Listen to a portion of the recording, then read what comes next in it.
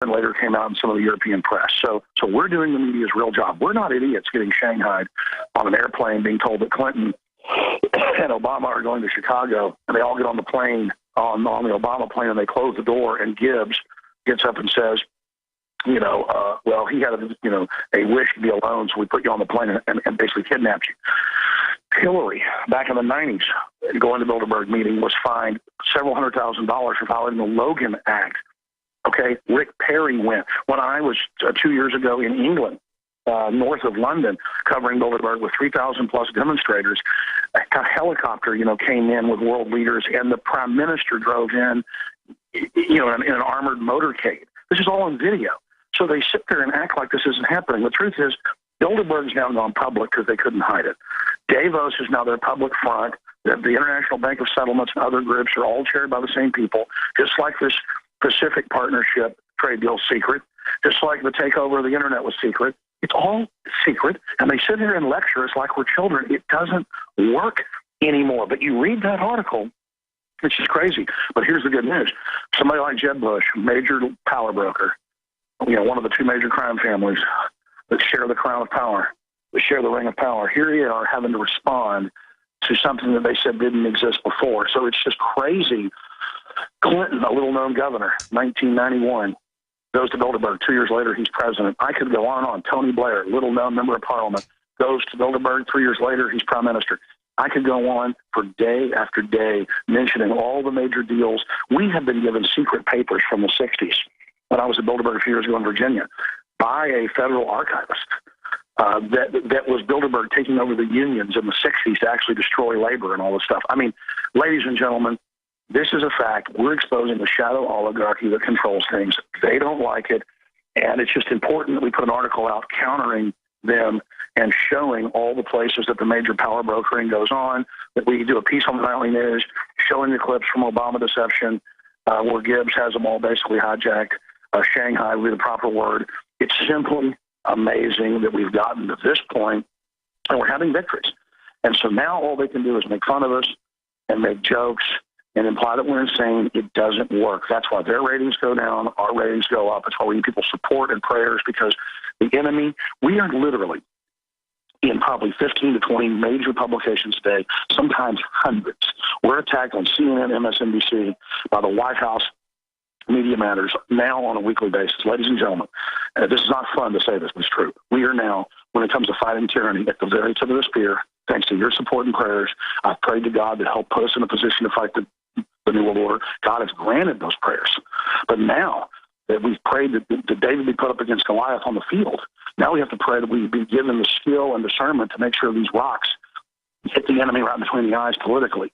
So this is a big deal, folks. We are now openly in contention to really expose large sectors of the globalist operation. And I'll end with this. Remember 2 years ago when the military, through Infowars.com, the non-commissioned officers, but also officers by the thousands, put out images saying, I won't fight overseas for Al-Qaeda. I won't be part of this. I won't go into Syria. Then the head of the Joint Chiefs had to go and tell Obama they couldn't launch that operation. That's the type of thing where InfoWar, where truth, where David against Goliath can absolutely expose these incredible evils that are going on. And it's the same thing with the situation with the Bilderberg. So great job, David Knight and crew. I know Leanne McAdoo's coming up live in studio. I know you've also got a state rep on who's leading the fight all over the country to repeal asset forfeiture seizure laws. So we're on the march. The empire's on the run. Thank you so much, David Knight. Thank you, Alex. Yes, you mentioned that rep that we're going to have. That's Kendall Croker from Wyoming. Of course, there was a civil asset forfeiture bill that would rein in that process in Wyoming that was passed in both houses. It was vetoed by the governor. Some Republicans changed their position. But Kendall Croker was very outspoken on that. He talked about all the different aspects of the Bill of Rights that civil asset forfeiture destroys. And so we're going to have him on in the second hour. We're going to talk to him also about other efforts that are going on there, as well as in other states, to essentially establish our rights to due process, to say that you're not going to have property taken away from you unless you're actually charged and convicted with a crime. Imagine that. Imagine that they wouldn't give you excessive fines. Wouldn't that be interesting to live in an America like that? Stay with us. When we come back, I've got an amazing story about the Miami Herald and how they covered up the Bay of Pigs. Of course, that was just a conspiracy theory at the time. We'll be right back.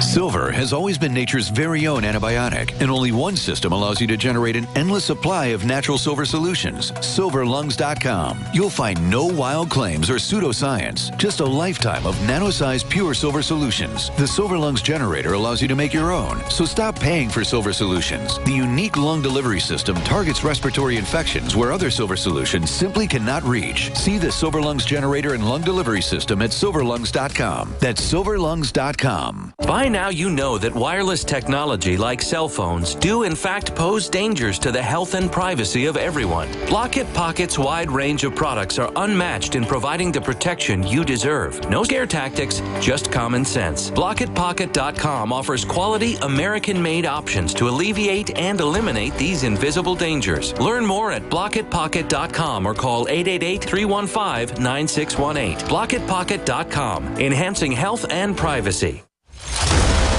CatieArmor.com is your one-stop shop for the most affordable body armor, period. With packages starting at $169.99 and free shipping on every order. Katie offers soft armor and rifle threat rated armor up to level 4. Go to CatieArmor.com and get your body armor today while you still can. Mention this ad and receive a free tactical scarf for a limited time with any body armor package. That's CatieArmor.com. Come and take it. So the news breaks. Hillary Clinton's running for president. My buddy Mark says to me, hey, didn't Hillary support the Brady bill and the assault weapons ban? And I'm thinking, yeah, 1992 presidential campaign. Oh, my God, a gun grabber in the White House. So at guns80.com, they've come up with the Hillary Clinton special. They just call it the Hillary. You even get 2 30-round magazines for free, and it's only $474.95 for the whole kit.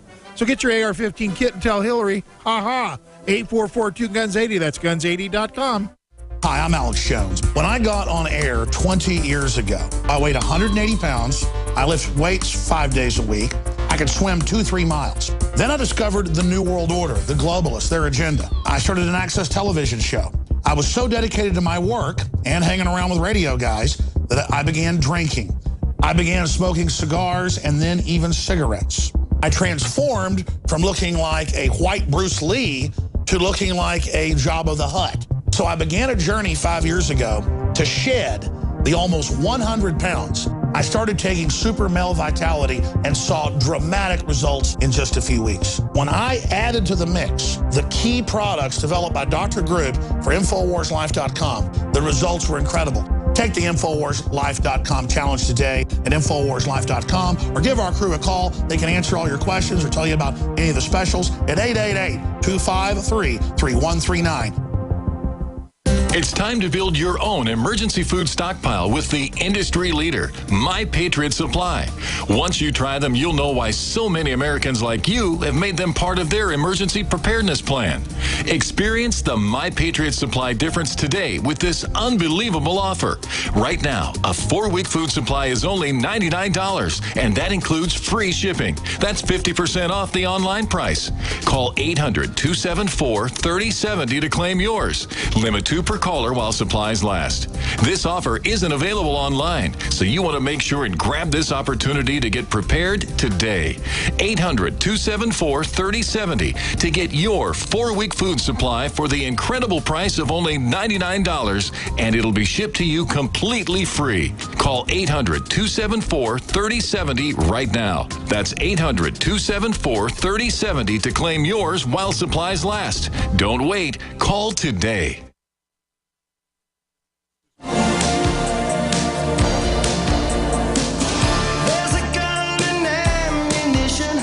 Just inside the doorway. Use it only in emergency. Better you should pray to God. Welcome back to the Alex Jones Show on this Tuesday, April 21st, 2015. I'm David Knight, your host today. Before I get back to the news, and I have more to say about this ridiculous Bloomberg article. Before I do, I want to let you know that at our InfoWars Life store, we have a special on Silver Bullet right now, 50% off. It's usually $29.95. It is $14.95. Save you about $15 on that. And of course, that's preparedness grade silver. It's concentrated to a powerful 30 parts per million. We've been sold out for months at a time. Right now, we have it in stock. It's a good time to stock up for 2015. Again, half off right now at InfoWarsLife.com. That's how we support this operation. And of course, that allows us to actually have a voice here. You know, for years, I would hear that I remember the early 90s in the Libertarian Party, people would bring up the Bilderberg Group, and I would laugh at them. I didn't believe it existed. We didn't have internet then. It was early 90s. And of course, the media is completely controlled. There are a few people like Jim Tucker who are laboring in the wilderness, Daniel Estlin writing books, covering it. Mainstream media pretended that it didn't exist. And so now what they do is they mock anybody that talks about it. That's what this Bloomberg article is, talking about the New World Order's dictates are being hammered out at Bilderberg, according to us, and we're always spurting fonts of Bilderberg panic. That's the way he puts it. Interesting thing is that as he tweeted our article to the Jeb Bush campaign, they come back and he says, and this is the subtitle of his article, the likely Republican candidate's campaign debunks Alex Jones. You know what he did to debunk us? He just said no. Oh, that's it. The royalty has spoken. The Bush campaign has spoken. All they have to do, single word, they debunk us. And then, of course, this idiot who works for Bloomberg writes a little mocking story. Well, let me tell you how the press really works. Let's take a little bit of a history lesson. This is a mea culpa from the Miami Herald. They say the Miami Herald, the CIA, and the Bay of Pigs scoop that did not run. Now, this is a story that ran the end of last week. And they start out with a quote from JFK. He says, "It was the beating of our lives," Kennedy said a few days after. He wondered why nobody had talked him out of the Bay of Pigs. And so this article says, well, could the Miami Herald have done that? Could we have talked him out of it? Actually, 7 months before it had happened, they had a story talking about how it was going to happen. And it's pretty amazing how they came across this story. They had a 16-year-old. His name is John Keogh, and he was working on a farm. He had a bunch of his friends who were going to come over and gather up some chickens for somebody that they were going to sell them to. The person never showed up, so all these 16-year-old kids are kind of hanging around with nothing to do. They decide they're going to drive into town and just kind of hang around, see if they can find somebody to talk to, have some Cokes or whatever. One of the guys said, hey, I saw something really weird. There's this camp of migrant farm workers, and they're dancing around the fire at night and acting really weird. So he said, so we thought we'd go by and see what they're doing. And when they got there, one of the guys said, hey, I've got some firecrackers. It'll be funny to see what happens if we throw some firecrackers and scare these guys. So they light some firecrackers and they throw them, and guess what happens? They take out, as they say in the article here, a host of weapons, including 30 caliber machine guns, opened up from inside the camp. One of the bullets came through the window of Keogh's pickup truck, hit him in the back of the head, and left him blind. Over the next 72 hours, he had to have 3 surgeries to survive. Now, when the police got there, they were told that these were members of a Cuban counter-revolutionary army that was training to overthrow Castro. The police were not impressed. They picked these guys up. They arrested 15 of them. They charged 2 of them with attempted murder. But they never went to trial. These charges just kind of sat there. They say even the most routine legal proceedings were unscheduled. Then they found out when a cop told a reporter saying, you know, why isn't anybody being charged with this? What's going on? A cop whispered to him and said, the State Department has asked for us to throw these things out. Well, then you had a reporter doing his job. Today he would be called a conspiracy theorist. But he started doing his job, so he started calling around. They said, try to find out what's going on with the State Department. Well, they didn't want to talk to him, but the Justice Department did. He had some contacts in the Justice Department. They said they had a feud that was going on between FBI Director J. Edgar Hoover and the CIA. The CIA wanted to train an army of Cuban exiles to overthrow Castro, but the FBI was charged with enforcing the Federal Neutrality Act. So that kind of made it illegal to do a military expedition, right? We have laws that the FBI is trying to enforce. They're charged with enforcing that, but the CIA wants to do it anyway. So the bottom line is they do a story. And Dulles calls up the owner of the newspaper, and he says, spike that story. Story never ran. What would have happened if we had known that they were trying to overthrow the Cuban government? What would happen? if we knew that our government was trying to overthrow the Constitution and enact martial law. Stay with us. We'll be right back. We're on the